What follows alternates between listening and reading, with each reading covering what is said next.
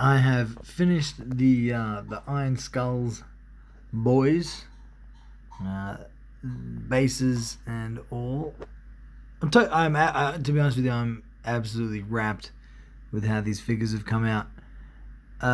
Tried a few different things, going in with the metallics on the weapons, and then using oils to give them a more organic, realistic type look. Painting the faces was a bit of a challenge. I struggled with that. My eyes were sort of failing on me for a little bit there, so I had to take a break and come back and redo them. But I think I've nailed it pretty well.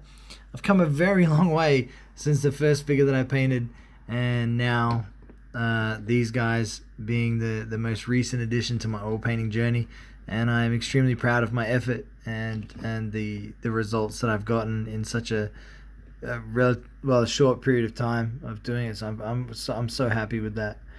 I don't really have anything more to say, I guess. We'll pick a new figure. I want to do something with a lot of metallics on it, so I can play around with the new style of going in with the oils over the top of fresh metallics, or clean metallics, I guess.